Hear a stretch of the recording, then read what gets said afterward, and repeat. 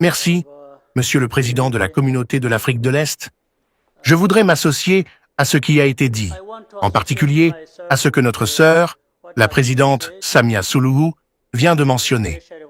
Mais avant cela, permettez-moi de poser quelques questions pour peut-être nous guider, si cela est possible. Premièrement, y a-t-il parmi nous quelqu'un qui n'a pas vu cela venir? Pour ma part, je l'avais vu venir. Je l'avais vu venir parce que je n'ai pas vu qui prenait en charge le processus, qui écoutait, qui essayait de donner une orientation sur ce que nous devrions faire d'un jour à l'autre. Par conséquent, je veux poser la question suivante.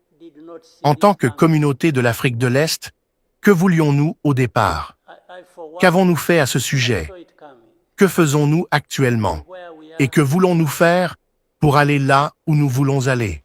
Car, comme l'a mentionné la présidente Samia, si parler des problèmes et les définir est un objectif en soi, alors nous avons été très éloquents. Nous avons parlé de toutes sortes de choses. Mais quand allons-nous aligner nos paroles et nos actions pour atteindre ce que nous voulons? Quand allons-nous y arriver? Je ne l'ai pas encore vu.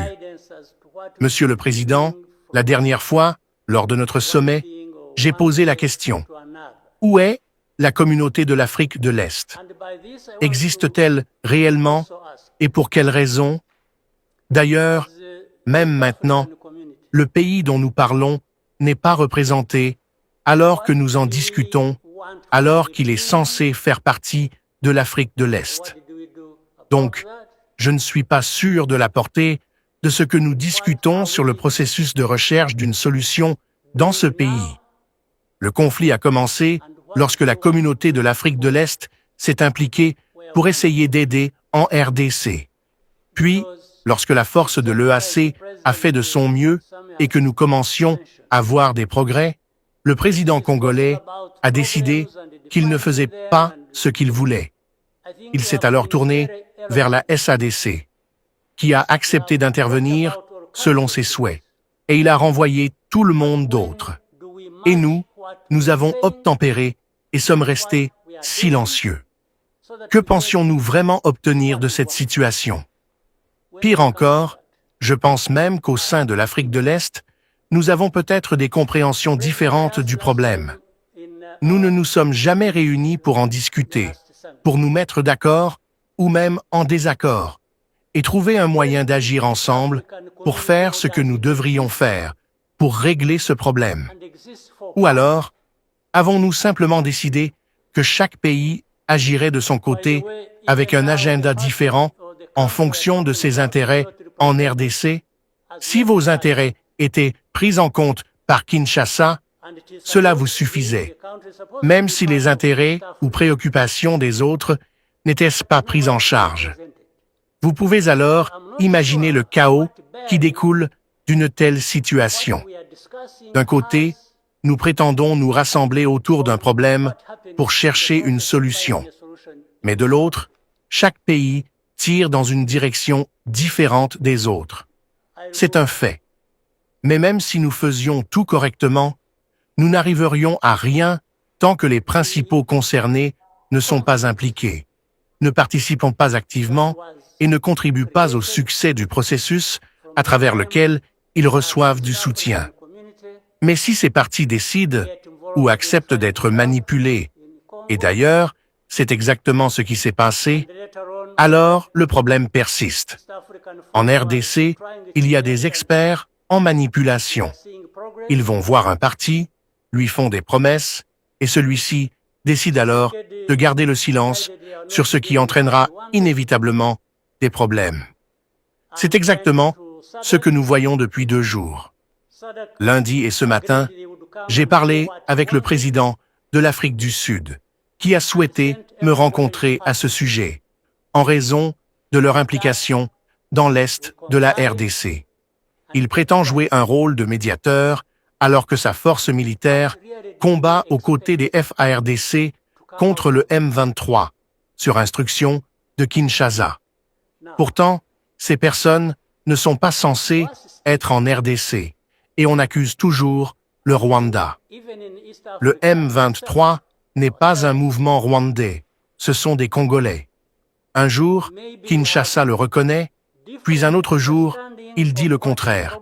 Comment, en tant que dirigeants de nos propres pays, pouvons-nous accepter cette situation indéfiniment et être manipulés par Kinshasa ou par ceux qui le soutiennent? L'Afrique du Sud ose même proférer des menaces sur ce qui pourrait arriver ensuite. Bien sûr, nous verrons de quelles menaces il s'agit. Peut-être aurait-il dû nettoyer le chaos dans l'est de la RDC au lieu d'émettre des menaces. Ou bien aurait-il dû combattre ceux qui tentaient de résoudre ce chaos? La communauté internationale est totalement confuse. Il parle du Rwanda, du processus de Nairobi.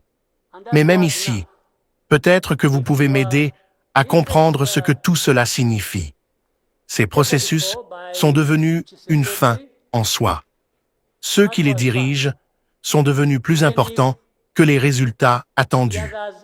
Le processus de Nairobi est devenu un processus en lui-même, tout comme celui de Luanda.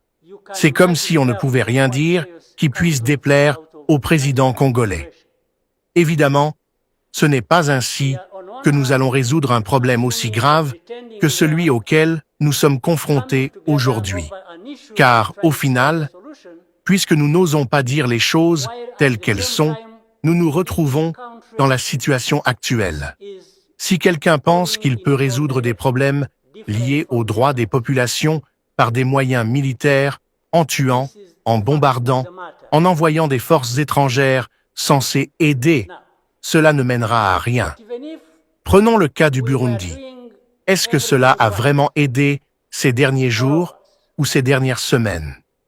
Monsieur le Président, Excellences, je souhaite que, quoi que nous disions ou que nous prévoyions de faire, nous cernions bien le contexte et agissions en conséquence. Peut-être ainsi pourrons-nous avancer. Mais si nous nous contentons de belles paroles, de courtoisie entre nous, tout en poursuivant chacun ses propres intérêts au détriment des intérêts communs en tant qu'Africains de l'Est, alors je ne vois pas comment nous allons contribuer efficacement à la recherche d'une solution.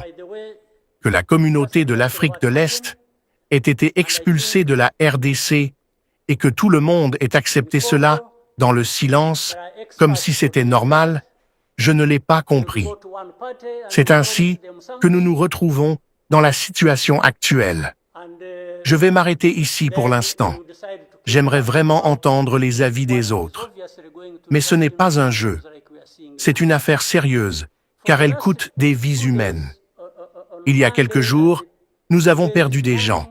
Il y a eu des bombardements depuis l'est de la RDC, tuant des dizaines de personnes et blessant des centaines d'autres. Nous allons bien sûr nous occuper de cela. Il n'y a aucun doute à ce sujet. Merci, Monsieur le Président. And he's also there pretending to be playing a peacemaker role, and he has a force that has been fighting alongside FDLR and has been fighting the M23 on the instructions of Tshisekedi, because these are people who are not supposed to be in Congo, that these are from Rwanda, or the M23 are not Rwandans, please. These are Congolese, and one time he accepts it, then another time he says no, part of it is yes, and then the other part is from Rwanda, and these are he keeps on going. And how do we, leaders of our own countries, accept this to go on forever and just accept that we shall be manipulated by Tshisekedi or whoever is supporting him? And South Africa dares even issue threats about what is likely to happen after that, and so on and so forth.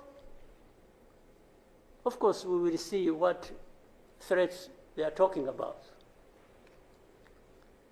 Maybe they should have done that exactly for which they have been issuing threats. They should have done it to clean up the mess in Eastern Congo, or to fight back those who have been trying to clean up the mess. So then you have the whole international community just confused.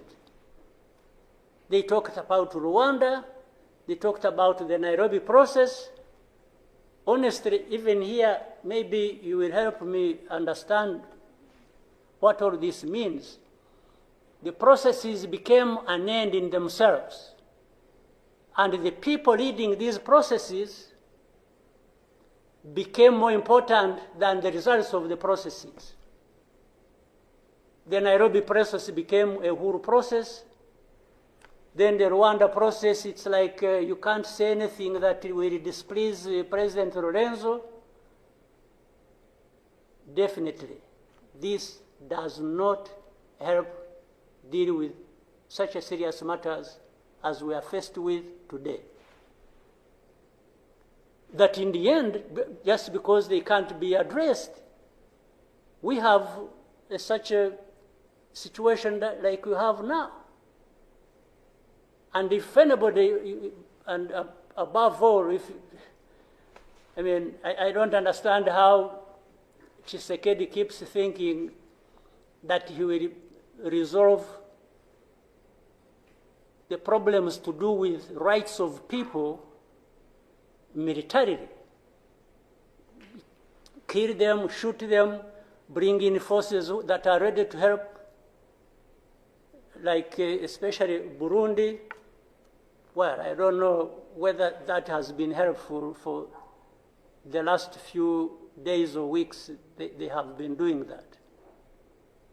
So I want us to, Chairman, Your Excellencies, I want us, whatever we are saying and whatever we intend to do, we capture the context rightly and then proceed based on that, and maybe we can get somewhere. But otherwise, if we keep saying good things, saying that, and to each other being nice, and then each one fulfilling their own interests other than others' interests, the common interests we have as East Africans, then I don't see how we are going to contribute effectively to finding a solution. But really, to have even had East African community expelled from Eastern Congo and everybody complied and then there was quiet, it's as if it was normal or that is okay. Everything dictated by the country or the person we are trying to help. I didn't understand that. And that's where we are now. That's how we are here, where we are. So let me maybe for now stop here.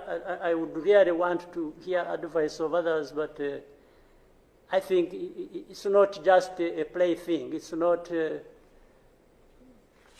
it's a serious matter, evidently, because it consumes people's lives. And the other day, 2-3 days ago, we lost people. There was a lot of sharing from Eastern Congo, from Goma, and killed a dozen people and injured hundreds. We will definitely take care of that. There's no question about it. Thank you, Mr. Chairman.